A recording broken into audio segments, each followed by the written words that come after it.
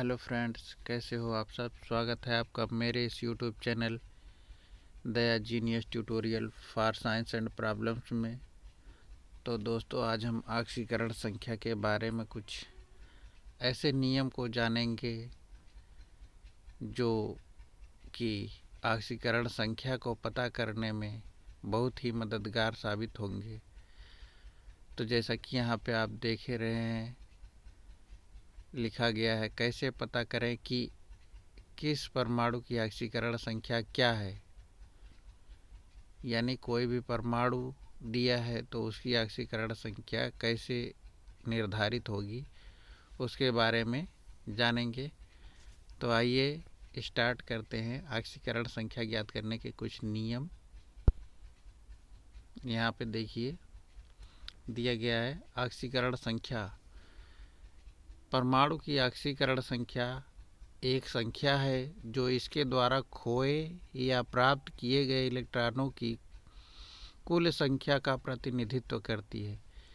यानी किसी भी परमाणु की ऑक्सीकरण संख्या वो होती है जो वो परमाणु किसी अन्य परमाणु को देता है या फिर किसी अन्य परमाणु से जितने इलेक्ट्रॉन ग्रहण करता है वही उस परमाणु की क्या होती है, ऑक्सीकरण संख्या।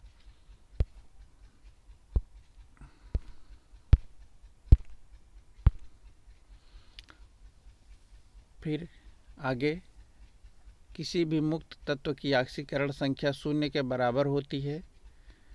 यानी कोई तत्व है स्वतंत्र अवस्था में तो उसकी ऑक्सीकरण संख्या शून्य होती है। यानी उसके पास कोई चार्ज न हो और उसका ऑक्टेट भी फुलफिल हो तो उसकी ऑक्सीकरण संख्या शून्य होती है। एक परमाणुक आयनों के लिए ऑक्सीकरण संख्या का मान हमेशा आयन के संगत शुद्ध आवेश के समान होता है। यानी एक परमाणुक आयनों के लिए, ऐसे आयन जिनमें केवल एक परमाणु हो, उनकी ऑक्सीकरण संख्या, उनके पास जो आवेश होगा, यानी एक ऋण आवेश है तो ऑक्सीकरण संख्या ऋण एक धन आवेश है तो ऑक्सीकरण संख्या धन एक होगा। अगला नियम क्या है। हाइड्रोजन परमाणु H+1 की ऑक्सीकरण संख्या प्रदर्शित करता है। हाइड्रोजन के पास एक इलेक्ट्रॉन होता है, वही दे देता है, इसलिए यह +1 की ऑक्सीकरण संख्या प्रदर्शित करता है।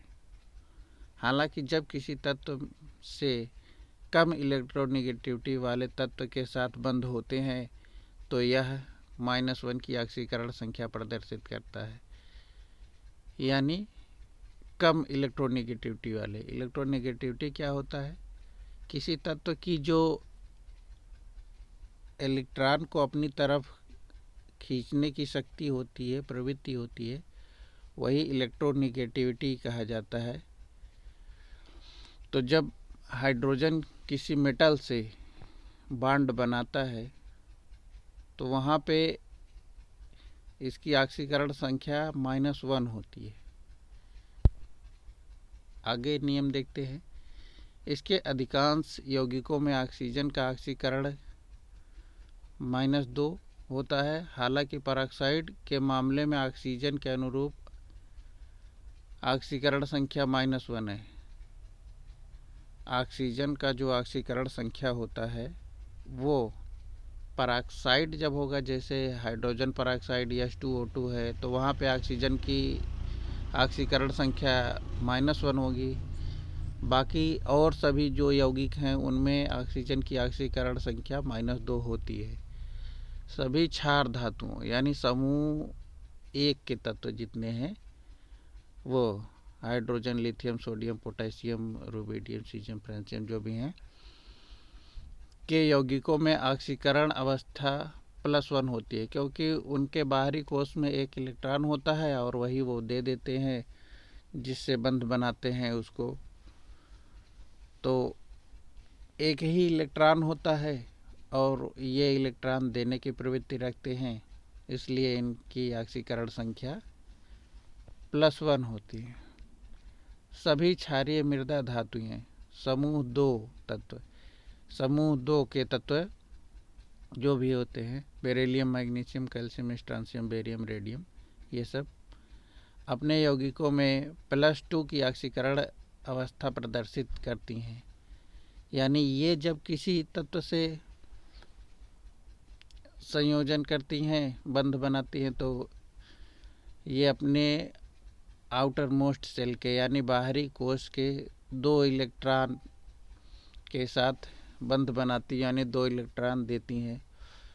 ये धातुएं जो क्षारीय मृदा धातुएं होती हैं, एल्कलाइन अर्थ मेटल कहते हैं इसको इंग्लिश में, तो ये अपने बाहरी कोश के दोनों इलेक्ट्रॉन बंध बनाने में देती हैं, इसलिए इनकी ऑक्सीकरण संख्या 2 होती है। अगला नियम, 2 तत्वों से बने यौगिकों में एक हाइड्रोजन समूह 17 तत्व की ऑक्सीकरण संख्या -1 होती है, जो उन्हें सौंपी जाती है। यानी जितने भी क्लोरीन, ब्रोमीन, आयोडीन, एटनिन ये सब हैं, ये सब हैलोजन तत्व होते हैं। इनको एक्स से प्रदर्शित किया जाता है और इनका ऑक्टेट कंप्लीट नहीं होता है, केवल 1 इलेक्ट्रॉन कम होता है। वही ये दूसरे तत्व से या फिर परमाणु से लेते हैं, इसलिए इनकी ऑक्सीकरण संख्या -1 होती है। अगले नियम के बारे में देखेंगे। तटस्थ यौगिकों के मामले में घटक परमाणुओं के सभी ऑक्सीजन संख्याओं का योग 0 हो जाता है। यानी कोई यौगिक है तो वो कुछ परमाणुओं से मिलकर बना होगा, और जो परमाणुओं के ऑक्सीकरण संख्या होंगे उनके योग 0 के बराबर होते हैं, ये बताया गया है इसमें।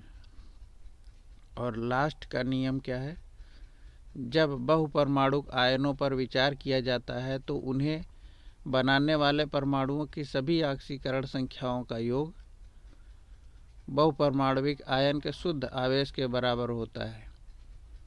यानी ऐसे परमाणु जिनमें कई सारे परमाणु हो, बहुपरमाणु होगा, और इस पे कोई चार्ज यानी आवेश, धन आवेश या ऋण आवेश उपस्थित हो, तो जितने भी परमाणु इसमें सम्मिलित होंगे बहुपरमाणु बनाने में, इन सभी परमाणुओं की ऑक्सीकरण संख्याओं का योग बराबर होगा नेट आवेश के, यानी उस बहुपरमाणु आयन पे जितना आवेश होगा, यानी बहुपरमाणु जो होगा उस पे जितना आवेश होगा वही परमाणु में टोटल ऑक्सीकरण संख्याओं के योग के बराबर, यानी शुद्ध आवेश जो उस पे होगा उसके बराबर होगा। तो दोस्तों इतने नियम हैं। इसके बाद कुछ क्वेश्चन करेंगे हम, वो अगले वीडियो में बताएंगे कैसे ऑक्सीकरण संख्याएं ज्ञात की जाती है। तो कैसा लगा वीडियो ज़रूर बताएं।